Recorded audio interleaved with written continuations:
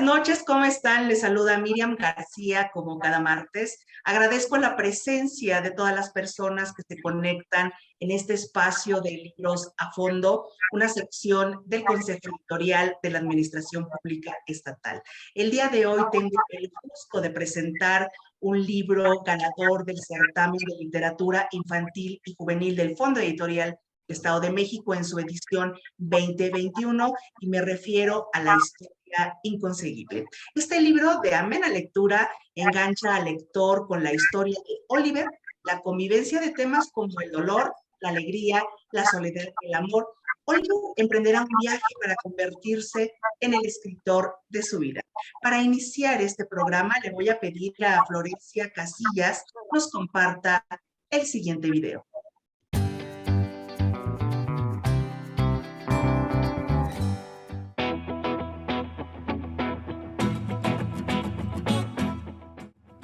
En la historia inconseguible conviven el dolor y la alegría, la soledad y el amor, la narración y la poesía. Hay un barco que cruza el desierto, una mujer que lleva aretes en forma de palomas, una chica que recolecta perlas en el mar y una abuela llamada Mavi, que tiene 10 nietos talentosos y desocupados.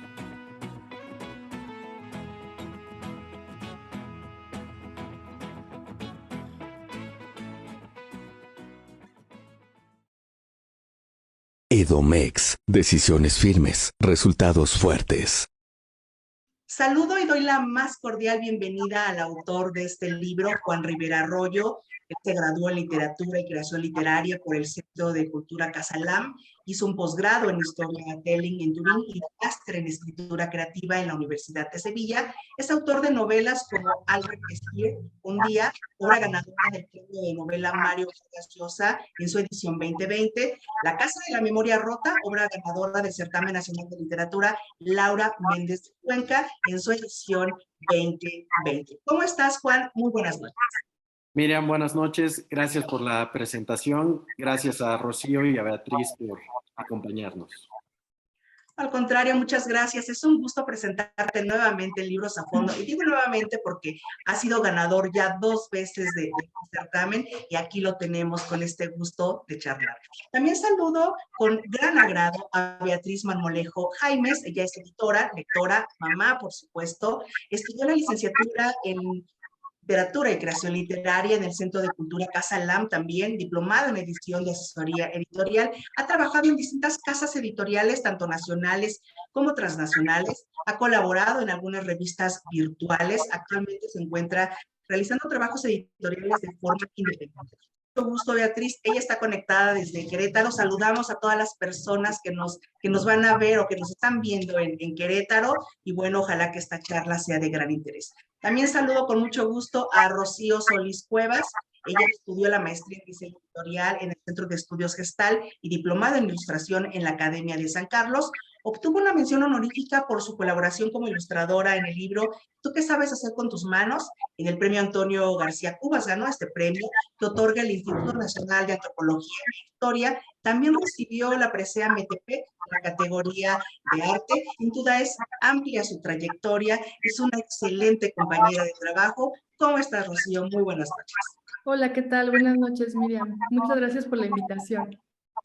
Y bueno, a lo largo de estos programas de Libros a Fondo, vamos a estar invitando a los autores, a los lectores, a quien harán los comentarios de la obra y también a los diseñadores y a los correctores de estilo para que ustedes conozcan quiénes son personas que participan en la edición de estos libros del Fondo Editorial del Estado de México. Si ustedes no tienen inconveniente, vamos a iniciar con esta charla y voy a dejar en uso de la palabra a Beatriz para que haga los comentarios de la obra. Adelante. Bueno, pues muchas gracias, Miriam. Y otra vez, Juan, es un gusto estar aquí contigo, encontrarte por este medio, aunque sea a la distancia, de nuevo después de tantos años, y con la gran noticia del premio que acaba de obtener La Historia Inconcebible. Te felicito muchísimo por eso y también a Rocío por haber participado y por haber plasmado de una forma tan increíble la historia de Oliver. Entonces, bueno, me gustaría iniciar platicando en primera instancia lo que es el inicio de La Historia Inconcebible, que nos cuenta la vida de Oliver, un chico aproximadamente de 12 años, si no me equivoco, que vive un poco en la soledad y el silencio de una gran quinta.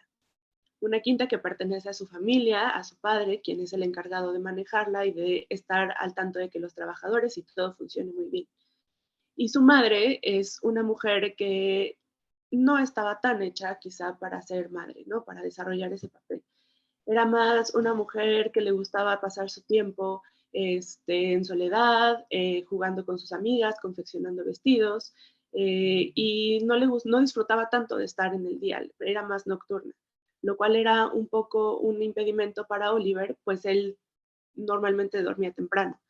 Entonces, yo creo, y algo que me marcó mucho en este libro, es que esa soledad y ese silencio de Oliver lo han ayudado a tener la capacidad de formular y de anhelar aventuras, ser sumamente observador y ver lo increíble en momentos que quizás para otras personas, sobre todo para los adultos, puedan ser algo muy cotidiano. Entonces me gustaría iniciar preguntándote, Juan, que nos cuentes un poco sobre cómo fue tu proceso, cómo elegiste a Oliver, cómo decidiste plasmarlo en esta historia inconseguible. Bueno, antes que nada, gracias Beatriz por estar aquí. Eh, Además de ser una persona muy querida, tanto tú como tu esposo para mí, eh, pensé en ti para esta presentación justo por la maternidad, que es un tema muy importante y mira, pues es de lo primero que sale a flote, ¿no? Eh, pues sí, justamente al empezar a crear estos personajes, quise pensar en una persona, como acabas de decir, que no estaba lista para la maternidad en un tiempo que no sabemos cuándo es, pero que es pasado, y pues darle la mirada a ese hijo pues que percibe en pequeños gestos como la distancia de su madre, que como dices, prefiere estar con amigas o que se desvela o que tiene otros intereses, excepto pues pasar tiempo con su hijo, y cómo atesora a este personaje estos pequeños momentos, rayos de luz, cuando lo acuesta, cuando platican, y aunque son pequeñas escenas, pues para él significan el mundo entero. Y obviamente Oliver, nuestro personaje principal, se va a enfrentar a cosas muy duras, al abandono, a tener que convertirse el adulto en un adulto de un día para otro porque los adultos alrededor de él no están comportándose como tales. Entonces, pues esa digamos, fue la premisa que yo mismo me puse antes de comenzar a escribir esta historia y pues que después yo hice. Sí, y justo lo que mencionas de que no han habido como adultos a su alrededor. Bueno, o sea, sí han habido adultos, pero no gente que se preocupe tanto por él. O sea, no tiene a sus padres con él. Su papá, como ya había dicho, está todo el tiempo fuera trabajando en la quinta, y su madre está todo el tiempo viviendo una vida distinta a la que debería de estar según los estándares de la maternidad, ¿no? Y algo que brinca mucho y que todo el tiempo está, y es una virtud de la novela, es esa voz de Oliver. Oliver es un niño que nunca, y él mismo lo menciona, no tuvo hermanos y no estuvo nunca rodeado por nadie más pequeño que él. Siempre la gente que estaba a su alrededor era mucho más grande. Y entonces esto le da a Oliver una voz más adulta, a pesar de que sí, en la narración le está haciendo en primera persona, pero es un Oliver del futuro, por así decirlo, ¿no? Pero siempre queda muy, muy plasmada su voz de adulto. Siempre está todo como todo el tiempo describiendo todo con una voz que no es de un niño, ¿no? Que quizá no nos muestra a un niño que está jugando, sino que está todo el tiempo con un tutor, tiene que mentirles un poco a sus padres para poder salir, que eso es como la parte principal de lo que nos va a llevar a esta aventura. Antes de irme un poco más hacia el desarrollo de la historia, quisiera comentar que al inicio, y creo que es incluso en la primera página, hay una imagen de una mujer gorda en llamas, que es lo que menciona Oliver, que está ardiendo y no puede sino remontarnos a lo que es el realismo mágico. Entonces quería preguntarte qué tanta influencia o influjo tiene en ti el realismo mágico, más yo siento hacia García Márquez. ¿Qué tanto te ayudó esto para formular la historia de Oliver? Sí, mira, a lo mejor podemos enseñar la imagen que pues tenemos además mira, a la ilustradora.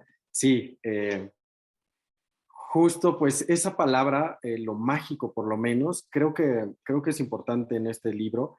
Eh, digamos que formalmente, si alguien lo tuviera que categorizar, caería en una novela fantástica dentro de todo, porque pues ocurren cosas que aunque se comunican con la realidad que conocemos todos, pues ocurren cosas un poco extrañas, un poco bizarras. Y hace unas semanas platicaba con Rocío y ella me dio esta clave, que, como vemos esa imagen, y ella empezó a hablar del tarot, que fue algo que seguramente ahora nos hablará, fue algo que ella tuvo en mente al hacer las ilustraciones de este libro. Y pues el tarot otra vez viene con esta palabra que tú mencionas, Beatriz, que es la magia, ¿no? Desde luego que hay algo, una influencia y todo el boom latinoamericano significa mucho para mí, el realismo mágico dentro de todo. Y, y esto yo creo que se expresa más en la historia que está a la mitad de este libro, que para quienes nos escuchan, la novela avanza con este personaje del que hemos hablado, Oliver, con sus padres, y cómo él se convierte de un día para otro en un adulto por varios eventos que va a suceder, porque lo obligan a crecer de un día para otro, porque lo abandonan, en pocas palabras. Pero a la mitad de esta historia, de la nada, aparece, está incrustada esta historia que se llama La historia inconseguible, que le da título a la novela entera. Y es un cuento de corte fantástico, mágico, del realismo mágico quizá, y que le sirve a Oliver, a pesar de que es un relato fantástico, le ayuda a enfrentar la realidad, el mundo tan real, tan lleno de tragedia y de cosas de adultos que le toca vivir a él. Y creo que esa es una buena metáfora de lo que es la literatura o como la veo yo, que a pesar de que estamos hablando de vidas que no suceden, de historias que no sucedieron, de personajes que no existen e incluso de mundos que no son reales, eh, la literatura a eso nos ayuda, para eso nos sirve a muchos de los lectores, para darnos sentido y claves para vivir esta realidad dura que hay ahí afuera y que todos nos toca vivir. Entonces, creo que por ahí va lo que pregunta sobre el realismo mágico, pero o sea, también sobre la magia, ¿no? Ok, muchas gracias. Sí, justo esto que mencionas de un poco la estructura de la historia de la novela, es algo muy interesante porque, como tú dices, normalmente los libros a los lectores nos ayudan a salirnos de lo que está a nuestro alrededor, de esa realidad. Pero aquí algo muy interesante es que estamos leyendo la realidad de Oliver, que para muchos puede servir como un salirnos de, pero también nos está metiendo la historia que a él mismo le está ayudando a salirse. Entonces, me gustaría platicar un poquito de la estructura que tiene esta novela, que está dividida en dos partes y cada parte, por así decirlo, tiene su propia parte. La primera parte nos narra, nos cuenta sobre Oliver, sobre su mundo, sobre sus papás y el momento en donde descubre al barco, ¿no? No voy a contar mucho porque no quiero arruinarse a los lectores, pero Oliver encuentra un barco que es lo que va a guiar a partir de ese momento lo que va a ser el cambio de su vida. Cómo va él a crecer, cómo va él a tomar decisiones a futuro, ¿no? Y luego de esta primera parte sigue, como tú mencionas, la historia inconseguible, que algo que me gustó y me saltó mucho en ese momento fue que el personaje principal, a pesar de ser Oliver, en la historia inconseguible, en esa sección, es la nena, una princesa, ¿no? Que pertenece al pueblo de Narbón y que tiene muchas características, o al menos dos importantes, que yo vi similitudes con la madre de Oliver.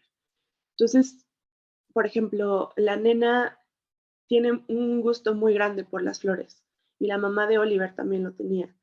Y la nena también todo el tiempo, la nena y Oliver en la historia inconseguible, están todo el tiempo como buscando esa libertad, sabiendo y no sabiendo que la quieren.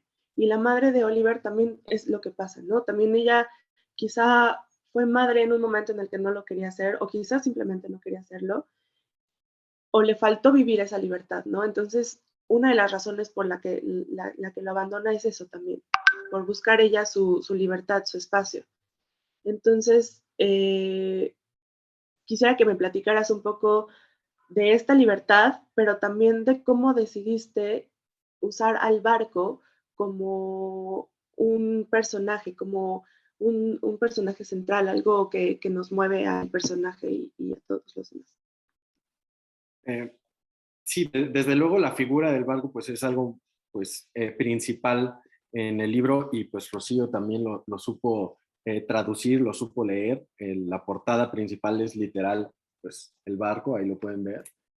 Eh, el libro está dedicado al hijo de un amigo eh, que recién acaba de cumplir un año, va por el año y medio y dice eso, alguien que está destinado a volverse su propio el capitán de su vida, ¿no? Y esa figura pues representa eso, la libertad de tomar decisiones, de crear tu vida bajo tus propias gustos, placeres, condiciones, tomar tu propio rumbo, literal, ¿no? Como un barco te da esa oportunidad. Y, y bueno, en eso estaba pensando eh, al, al meter la historia marítima, además. A mí siempre me gusta la vida de los piratas, ahí se menciona las novelas de piratería, de marinero, en otros de mis libros también. De hecho, hay otro de mis libros que tiene la portada de un barco, lo cual ya se empieza a ver ahí un tema que me gusta. Y, y es eso, la libertad absoluta. En este caso, es algo que Oliver no quiso, no buscó, sino que le impusieron. Y me parece muy interesante, honestamente yo no lo había pensado, la comparación que haces entre la nena y la madre, pues honestamente nunca había pensado en eso, pero pues sí, ahora que lo mencionas, pues sí, hay algo entre esos dos personajes, eh, tanto la nena que está dentro de este cuento a la mitad de la novela y la madre, ¿no? Que es la búsqueda de libertad, que están, digamos, de alguna manera encerradas físicamente en su vida, en su destino, y que buscan libertad antes que nada, incluso bajo el costo de la felicidad de las personas alrededor. Entonces, eso a mí me parece un hallazgo, no sé, me acabas de ilustrar sobre algo que yo no había visto. Eh, hace rato mencionabas sobre Oliver y esta, eh, digamos, resistencia que tiene a pues sí, a aprender a someterse a las ideas de los adultos. Y en las primeras páginas hay una frase que él mismo dice, que es, cuando alguien se pone a enseñarme algo, me duermo. Y creo que el tono en general de esta novela es eso, no tratar de meter enseñanzas solo por tratarse de literatura juvenil, sino de conmover, como mencionábamos igual hace unas semanas, Rocío y yo, conmover y a partir de conmover, educar, eh, pues sí, enseñar quizá. Entonces, pues creo que eso es más o menos lo que decías. Sí, justo esto también, o sea, un poco de lo que quería decir, que tú ya mencionaste también, de lo de los piratas, por ejemplo, de llevar, yo siento que hay en la segunda parte, para continuar con esto de la estructura, es de plano, Oliver termina de leer la historia inconcebible y, y se encuentra con muchas cosas que no había visto, o sea, como que se le abren un poco los ojos y hace ahí una referencia muy bonita sobre las personas que son ciegas de nacimiento y las personas que eligen ser ciegas, ¿no? Y esto va mucho, le va dando mucha personalidad a él, porque empieza a descubrir temas como el abandono, que ya lo mencionamos, el dolor, quizá un poco la infidelidad, no sé si directamente o también de una forma personal, ¿no? Una infidelidad personal también. Y lo que hace Oliver es que durante toda la narración que tú, como tú bien dices, que no es algo que quiere ir enseñando, te va dando guiños. ¿Qué te implicó para ti escribir primero en primera persona, una primera persona que se está viendo desde el futuro? Porque Oliver, el narrador, es el Oliver un año después, ¿no? Un año después, ya que entiende todo lo que está pasando, todo lo que pasó y cómo su vida se fue cambiando y tomando rumbos distintos. Y cómo él mismo decide ser ese ciego ante algunas circunstancias, sobre todo con su mamá, ¿no? Entonces, ¿qué reto implicó para ti escribir en primera persona y hasta dónde desarrollar esos guiños que nos iba dando Oliver en la narración? Desde luego, Oliver, pues digamos, vive un trauma, como mencionaste ahorita la palabra, y por lo tanto creí que debía de escribir, pues una vez que ya lo comprende, ¿no? Un año después, y de que puede poner en palabras lo que sucedió. Y ese modelo, digamos, lo robé, lo copié sin ninguna vergüenza, de The Catcher in the Rye, uno de mis libros favoritos de J.D. Salinger, y eso sucede, un muchacho también que de repente vive algo fuerte, que lo expulsan de una escuela, y luego sucede algo que no sabemos bien qué fue, y que solamente un año después puede hablar de eso, y de hecho él lo hace desde de un tipo de institución mental que no terminamos de entender. Entonces pensé en eso y obviamente el tono, la voz, pues fue el reto, una voz en primera persona de alguien joven, de alguien inteligente, de alguien dolido, de alguien triste. Y como en muchas cosas de lo que escribo, mi premisa fue ser breve, ser simple, ser claro, y a excepción quizá de la historia inconseguible, este cuento metido a la mitad, que a pesar de que es breve, creo, y simple, también es lírico. Tiene una musiquita por ahí en las frases que le metí extra, porque eso es algo que Oliver no escribe. Pero fuera de eso, todo quise hacerlo muy sencillo. A mí me parece muy interesante lo que dice sobre la resistencia de Oliver de ser ciego, de resistirse a volverse ciego como todas las personas alrededor. Y luego eso, en esta edición, pues llena de ilustraciones que pues puede ser ahí un contraste, y que además, como no quiero acaparar la conversación, me gustaría quizá que ya le demos un poco de voz a Rocío, si les parece bien, que nos cuente igual cómo ilustrar este tema, ¿no? Sobre la ceguera, sobre los adultos que cierran los ojos de repente, y que forzado a eso, Oliver tiene que abrir los suyos, ¿no? Bueno, vamos a pasar con Rocío para que ella nos cuente un poco de la ilustración. Adelante. Muchas gracias. Bueno, pues yo lo que quisiera comentar al respecto sobre el trabajo de ilustración es que, bueno, siempre que inicio un libro siempre trato como de pensar, de reflexionar qué es lo que quiero decir al lector, en este caso a un público lector joven. Y la idea siempre es justamente eso, ¿no? Invitar a reflexionar. Siempre cuando se habla de libros ilustrados, se invita al lector a que eche a volar su imaginación, ¿no? Y de pronto pensaríamos, bueno, ¿de qué se trata esto de echar a volar la imaginación? Y me parece que, como dice un ilustrador mexicano, es reflexionar, ¿no? Invitar a los niños, a los jóvenes, a quien se acerque a un libro ilustrado, a hacer una reflexión a partir del diálogo entre el texto, en este caso el texto de Juan, y una ilustración, ¿no? Una ilustración no es un adorno, es también una manera de reflexionar a partir de imágenes, de metáforas, y esto es lo que me propuse a partir de las ilustraciones que se muestran a lo largo de este libro, ¿no? Y bueno, a partir de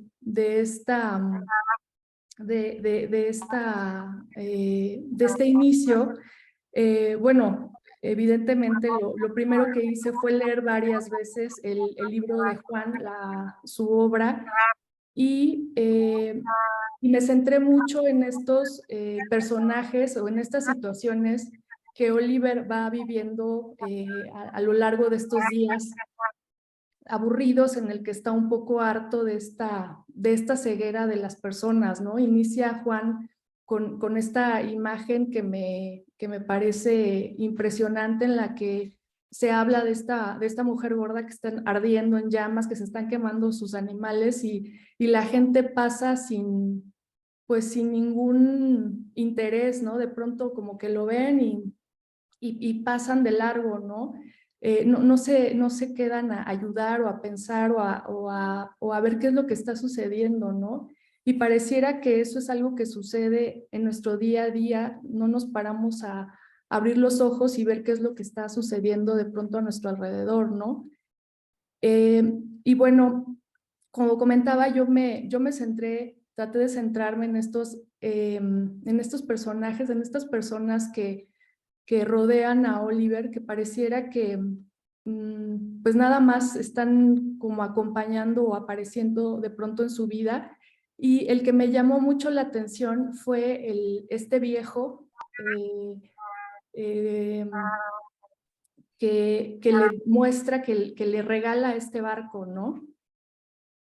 Y le comentaba a Juan hace unas semanas que lo primero que pensé al leer sobre este viejo es un personaje de un libro en el que este viejo es el único sobreviviente de ese viaje que se lleva a cabo para matar a una ballena, ¿no?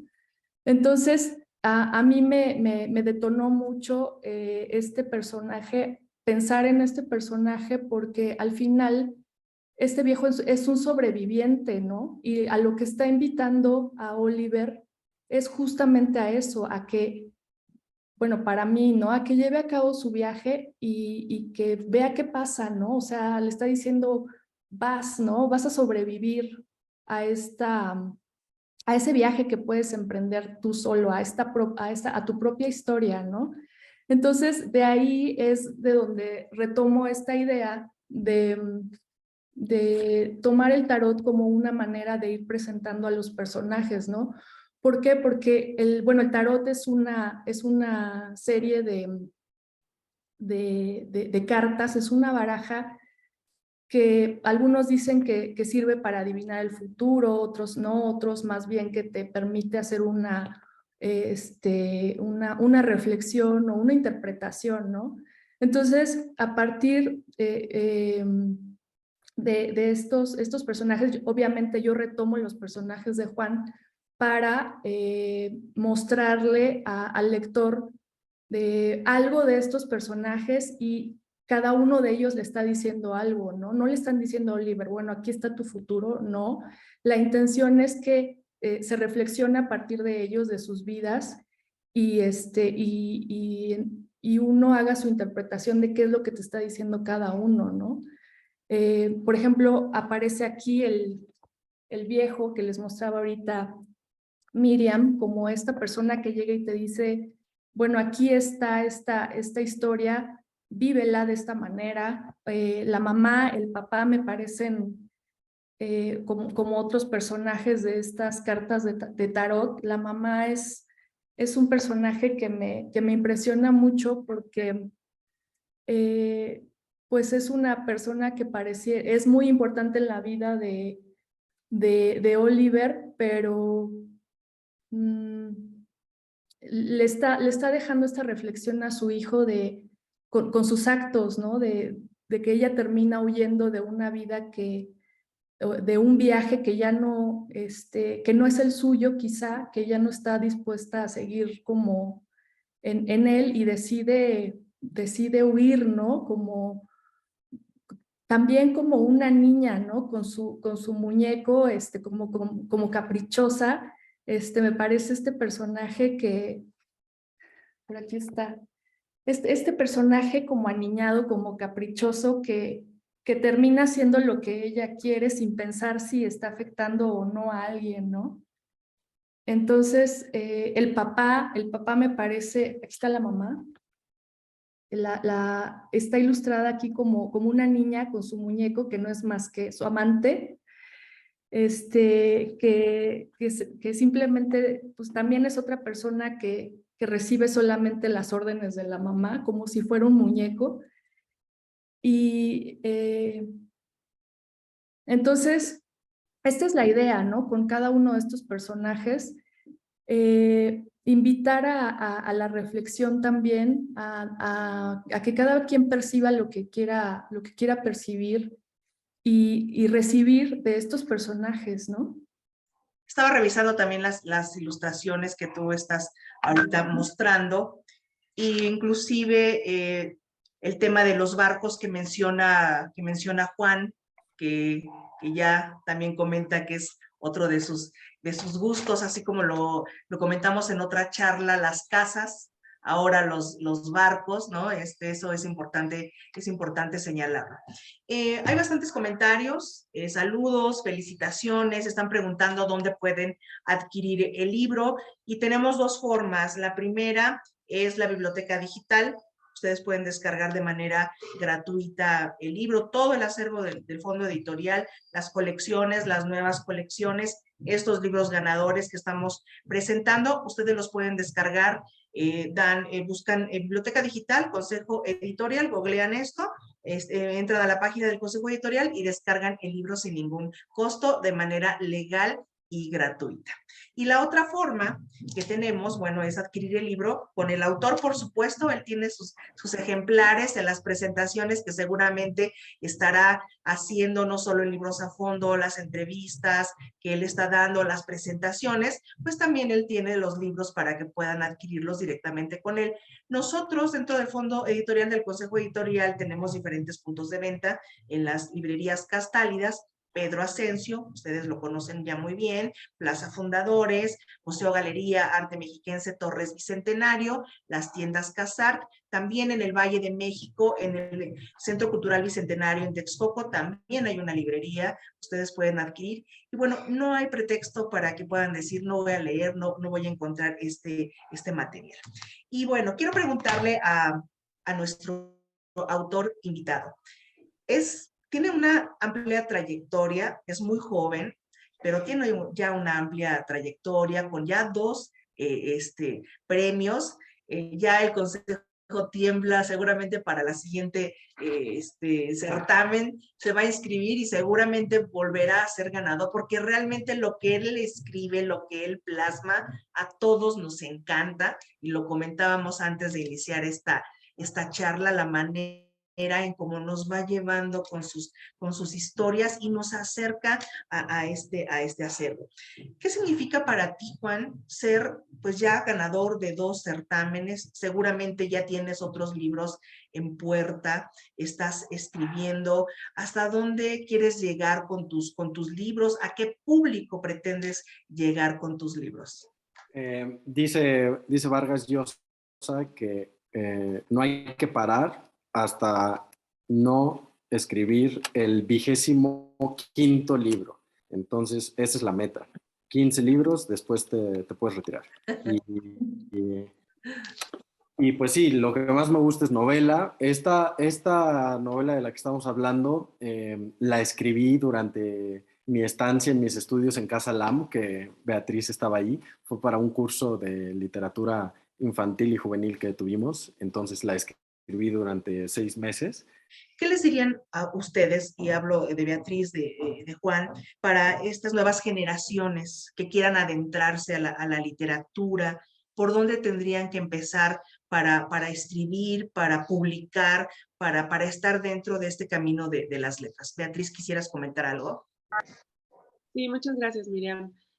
Pues yo pienso que lo más importante es que sí, claro que una carrera, una licenciatura importa, pero más allá de eso,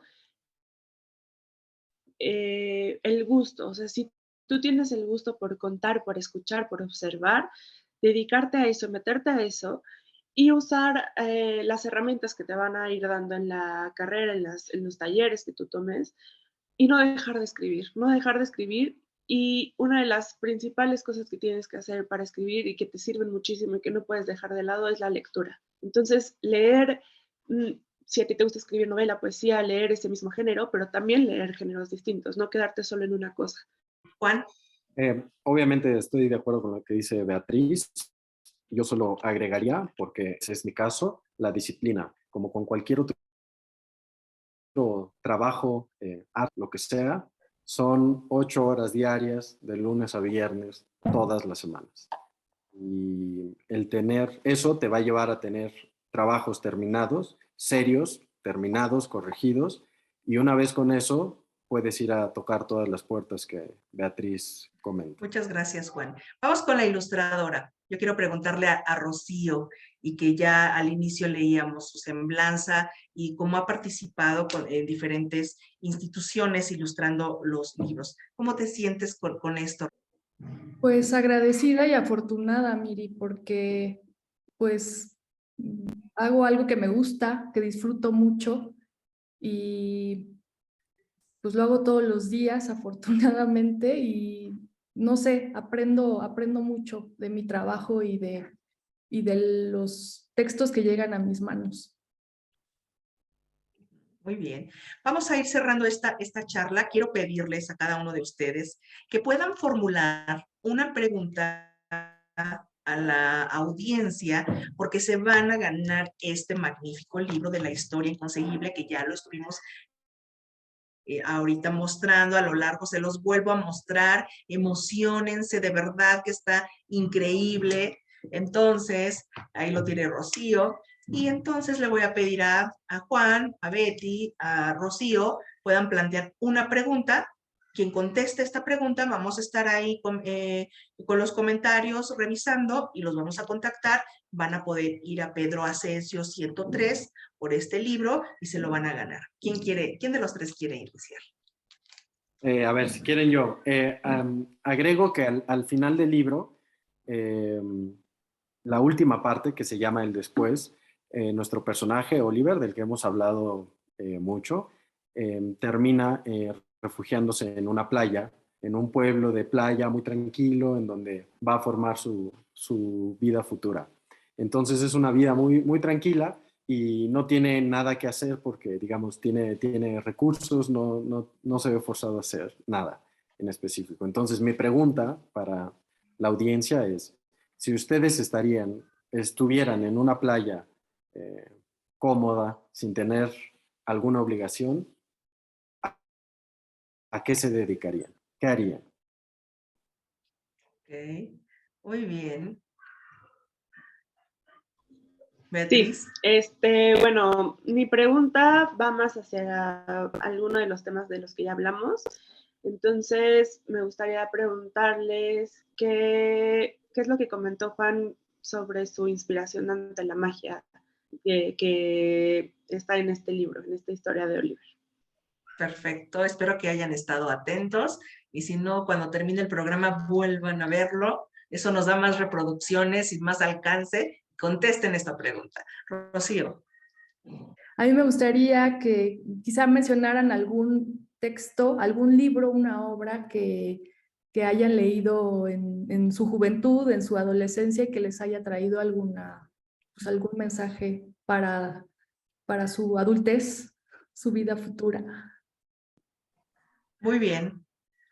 Perfecto, pues tienen ahí las 3 preguntas, contesten, vamos a revisar los comentarios. Personalmente siempre estoy revisando los comentarios después del programa y ya los estaré contactando para que puedan ir por su libro. Vamos a terminar este programa. Le voy a pedir a Betty que pudiera hacer los últimos comentarios. Después Rocío y cierra Juan, por favor. Adelante. Muchas gracias. Pues nada más para cerrar, me gustaría hacer un pequeño resumen de lo que platicamos de la historia. Recordarles que Oliver es un niño que vive en una quinta, que está todo el tiempo acompañado por adultos y que a partir de que descubre el barco y esta historia inconseguible, su vida da un giro. Y como comentaba Juan hace poquito, lo que sigue después es su vida un poco más adulta, cuando tiene que tomar las riendas y cómo decide dejar atrás, por así decirlo, lo que es la quinta, lo que también puede representarse como el barco que decide dejar y emprender su viaje hacia otro lugar. Entonces los invito a todos a que consigan esta historia, grandes, chicos, papás, que le lean a sus hijos La historia inconseguible. Para que puedas cerrar la charla, tus últimos comentarios. Claro que sí. Bueno, pues yo también hago una invitación a leer, pero sobre todo a disfrutar este libro. Para mí fue un viaje leerlo. Me hizo recordar también cómo yo tomé decisiones cuando tenía, no sé, 12, 15 años, 16 años. Me parece que es un libro no nada más para jóvenes, es un libro para todos, y los invito a que lo lean y hagan ese viaje y tomen las riendas de ese viaje o recuerden cómo fue que las retomaron, ¿no? Muchas gracias, Rocío. Juan. A mí me gustaría mencionar, hacer un énfasis sobre la palabra inconseguible, que es una palabra rara de por sí. En muchos diccionarios no aparece, a veces incluso en la computadora te lo marca errónea. Y es un concepto extraño de entrada, y creo que esta historia demuestra, aunque suene cursi, pero también así ocurre también en la vida, que si te obsesionas con algo, que si haces las cosas con dignidad, que si insistes lo suficiente, pocas cosas son inconseguibles. Si le añades un poco de magia, como hemos hablado a lo largo de esta plática, un poco de suerte también, un poco de esfuerzo, pocas cosas son inconseguibles. Y eso es lo único que a mí me gustaría mencionarle a la audiencia, que lo inconseguible sea poco en sus vidas. Y fuera de eso, solo volvería a agradecerle a Beatriz que estuvo aquí, que acompañó, que leyó, y que desde que se lo propuse al otro minuto me dijo que sí. Así que muchas gracias, Beatriz. Obviamente a Rocío yo le digo, y es verdad, que este libro es mitad suyo y mitad mío, y por eso creo que era importante que estuviera aquí, porque se hizo un nuevo texto, se hizo un nuevo libro, así que gracias por acompañarnos y felicidades. Y a ti, Miriam, gracias por organizar y por moderar este evento virtual. Así que gracias. Muchas gracias. Esto fue Libros a Fondo. Agradezco profundamente la presencia de Beatriz. Es un gusto conocerte, conocer un poco más de ti. Ojalá que tengamos oportunidad nuevamente en algunos otros programas de contar con tu presencia. Rocío, por supuesto, muchas gracias por tus comentarios, y efectivamente, como lo menciona Juan, es importante tu presencia, la presencia de todos los ilustradores que no son parte del libro, sino forman una parte muy importante de cada una de las ediciones. Son prácticamente pues coautores de estos libros. Y bueno, por supuesto a ti, Juan, siempre disfruto contigo cada presentación que hemos tenido ya en este par de años, de estos primeros acercamientos, desde que son ganadores. Se va rapidísimo el tiempo en la premiación de estos certámenes, después este proceso de ya la edición, la publicación, la presentación de los libros en las ferias, y este espacio de Libros a Fondo, el cual yo disfruto mucho por este acercamiento que tenemos con los autores. Contigo, pues siempre es un gusto poder charlar contigo y disfrutar del trabajo que tú haces. Agradezco a todas las personas que nos acompañaron. Ya veo que están contestando las preguntas, los vamos a contactar. Tenemos una cita el próximo martes en Libros a Fondo. Consulten nuestra página del Consejo Editorial tenemos una página editorial, Fondo Editorial del Estado de México, en Cultura AMX con Citlali Hinojosa, Espacio CEAPE, ahí tenemos las entrevistas con los autores, quienes hablan de su trabajo y también refieren en la entrevista que van a tener otros. No se pierdan estas participaciones que tenemos en cada uno de estos espacios que yo les menciono. Muchas gracias a todas y todos. Muy buenas noches.